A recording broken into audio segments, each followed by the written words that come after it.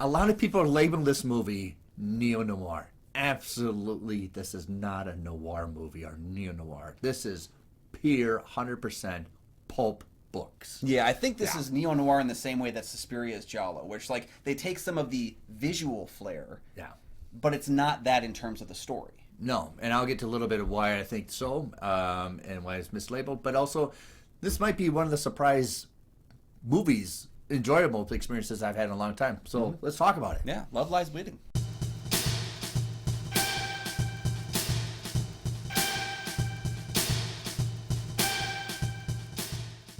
Welcome back to the show, everybody. I'm one of your hosts, Kyle Goethe from GoatFilmReviews.com. I'm Nick from the St. Paul Filmcast. Thanks for finding us. Thanks for watching. And for our loyal fans, thank you. Sincerely, thank you for continuing to support the show. Another way you can support the show, join our Patreon. We have some great deals, great content, and, of course, an opportunity to tell us what movies we can review for future episodes. But, of course, a shout-out to you as well. Kyle and I are members of the Minnesota Film Critics Alliance. And a little secret, a lot of our critic members have put this on their list already as one of the best films of the year. It's Love Lies Bleeding. So, what's going on? Introverted gym manager Lou falls for a bodybuilder who's just come to town. Their passion is interrupted by violent vengeance, though, which causes them to cover their tracks and evade Lou's criminal family. I don't want to get into the history of pulps. That's another YouTube channel you can find in the whole documentary history. But pulps came out during the Depression, where people didn't want to read Anna Karenina. They want to read quick and fast books that have action into it, in fantasies and like Star Wars, where characters and really not much depth to the surface. You get what you get already presented, and the story starts right away. And there's really not much depth to them. Not to mention their lives are a little bit crummier than your life is. People like to read that when you're pulp, especially with depression. And the story has a little bit of hope at the end, but also you get there is brutal. And I understand there's a lot of temperaments. Neo-noir, I won't label this a neo-noir simply because the ending doesn't have the condemn that I put into noirs. Noir, you're always condemned. And Lou is kind of condemned in this environment, but she finds a way to get out of it. Yeah, and neo-noir, I know that this isn't like a has-to-be staple, but, you always kind of feel that narration level to the film, even if it's not directly narrating to the audience. It's always kind of that soliloquy. The characters speaking in these long passages that we don't really get in this film. This is more of a bitey, crunchy kind of vengeance Very gritty. thriller. I mean, the first time we see Lou, she's got her hands deep into the toilet, and it's like, wow. This was a rough movie to have just ordered dinner. Our food just arrived when we pressed play. Okay. So that was a rough beginning. Right. So it's very grimy, very gritty, and I love the texture of it, but also there's hints of it that I recognize that we're still in the lore of movies. There is an exaggeration of Lou's girlfriend, Jackie, who has a great arch to this. I love this character arch, Jackie, who you have balance between, is she really out of it, or she's just really frustrated about the trappings of her own background. Yeah, and I want to get to more, but you have this exaggeration where when she beats up this guy, all of a sudden she's 8 foot tall. Yeah. Or when she gets, all of a sudden you see that she's getting these bigger muscles. There's an exaggeration there that I really love. I love that Ed Harris doesn't do anything, and I already hate him.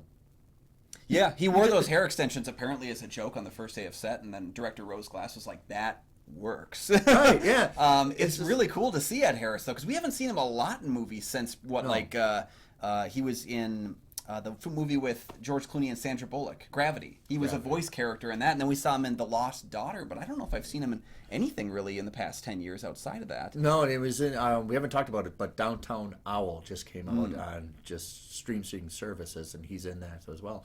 But right, he's just that character. I know he's bad just from the look and the feel of it. He likes bugs, he likes guns, and this, I saying out loud, I would love to watch this right next to Iron Claw. I saw a lot of similarities with Iron Claw to this. Yeah. Dad problems, but also this overarching texture to this movie. Yeah. Not so much the storyline, because the stories are very different, but there's some core to it that's very similar to Iron Claw. Yeah, up until recently, I feel like A24 has gotten this kind of name for being like the weird horror company. But they've actually been doing a lot of multi-genre films. I mean, they had Past Lives that came out this past year. They had Civil War. I just did the 1-2 punch of this film, and then I saw the TV Glow, which is a drastically different kind of movie. Like, they are playing multi-genre really well. Yeah. And I don't think they've been getting the credit for it. So even when I told a friend about this movie, he was like, "Was it a horror movie?" I said, "No, but that's great too." Right. Yeah. but I like the punch to it. I love the story. This is one of the best written stories, I think, of the year for me. And it's original. The director, Rose, who just came out from doing Saint Maud. I haven't seen Saint Maud. I haven't either. It was a movie that I heard was just so unpleasant. You know, like, it's a good movie, but I heard it was so unpleasant that I was never really in the mood to go out and, you know. But this hits all the notes for me that I really love. Even though I like these kind of movies, these kind of crime, action, gritty, out in the desert, this feels like, even though it takes place in the 1989, this feels like it's like in the 90s almost. Yeah, it did feel out of time a little bit, where I even questioned, you know, I about a half hour before I realized there was no cell phones, and then I was like, oh, it's in the 80s. Okay.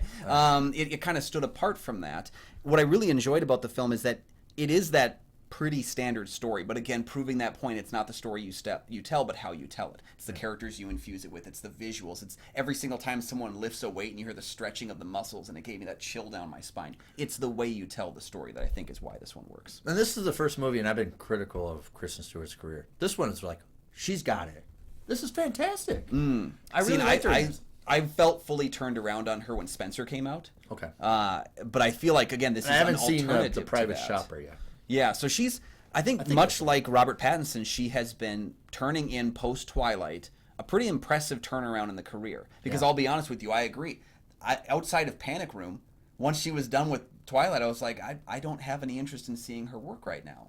Yeah. She has steadily kind of come back from that, and I think they're both turning in incredible post-Twilight turns. Counterpart, who's playing Jackie, is Katie O'Brien, who does fantastic. And I wish, and it's not really going to happen, I wish she can get some kind of Best Supporting Actress for this. Yeah, we'll have to see if the film gets that kind of push as the year goes on. A24 tends to have, they don't have a large marketing budget for these kinds of things. That's one of the reasons we saw The Iron Claw completely mishandled with its marketing last year. So, and I really, if I had to kick out awards right now, and then there's a limited pool that we've seen because we're happy with it for the year, definitely some acting nominations all around. Everything's fine. Even Gina Malone's fantastic. Yeah. Oh, and fun fact, Ed Harris plays Jenna Malone's dad in Stepmom from the late 90s as well. So this is actually a subtle sequel to Stepmom, the Susan Sarandon film. We just have different people appearing. But I really was taken with everything about it. There's not much that I was critical about the film. I was really taken on the whole journey. And what happens to Daisy? You almost felt like something was off, and then boom, it hits you. Yeah, literally hits you. Well, I felt like, going back to the thing I mentioned all the time, it was basically like Chekhov's gun in person form. You knew JJ was eventually going to snap and hurt her too much, and was like You knew Dave Franco's character was going to be the fuse to this bomb. Yeah. And knowing that's coming, I was thankful it got there quicker as opposed to later, because I felt like that really kick-started the whole film, really drove it forward that way. Katie O'Brien, fantastic. She's been doing some smaller work, in films like Ant-Man and the Wasp: Quantumania. She was a small role. She was in several episodes of The Mandalorian. So she's been slowly doing this work where I was taken with her performance in those elements. Yeah. But it's nice to see her on the brand scale. And, she's not going to get any awards nomination, I don't think. But hopefully this means really more career opportunities. Right. I think this is a stepping stone to show you, to put in your demo reel that I can capable to handle this. I like the peppermint of this kind of almost very, I hate to use it because I can't find any, this very David Lynchian of just seeing him in red, the bad guy, and shooting guns, taking you kind of outside the movie. You recognize we're still in this movie, and the falling of everybody in the craters. It's almost surrealism, peppermint in it. It was almost like you needed. I kept thinking about the Coen brothers, specifically like Blood Simple, kind of like getting down to that nitty gritty while also having just the faintest amount of fantastical. Yeah. That's how the Coen brothers have always peppered their films. It feels like the mixture of the Tarantino and Coens of the 90s, and that's probably why I love this so much.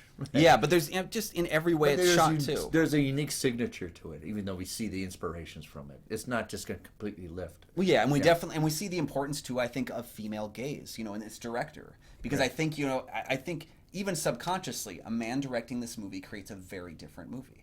And I think that's why the importance of having someone like a Rose Glass out there making movies that I would not have thought of to make is one of the reasons I love the current landscape of film, because 20 years ago, this movie doesn't get made. It was a greatly shot that they did this whole get to know each other on the floor in the gym. Yeah. And then she injects her with steroids. Well, what you do in the butt? And then it's kind of like, I can see her Yeah.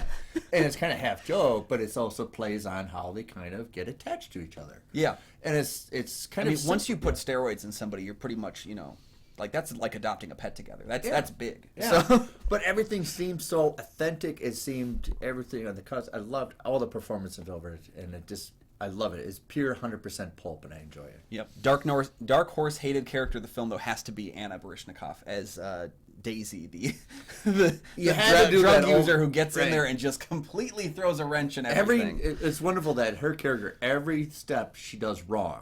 Yep. I'll give you a cigarette for a gift while I quit smoking. Yeah. Well, keep it for safety. Yeah. She's the character that every time she shows up, I was like, oh no, like everything else could be going wrong, but she's back. Yeah. Yeah. So, of course, our review is a little bit late. If you have seen it, Love Lies Bleeding. So what did you think of our assessment already? Yeah, and should we cover Saint Maud? I mean, we're probably going to. We should. And, we you should. tell us you want it, and then we'll bring it. So, thanks for joining us for this movie, which is right now I think my second favorite movie of the year.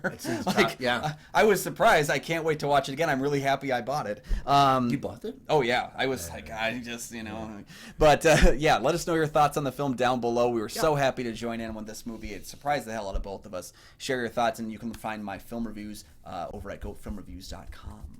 Can I borrow it? Yeah. Okay. if you can find a way to steal my digital first. And you can find my show, the St. Paul Filmcast, anywhere you find podcasts.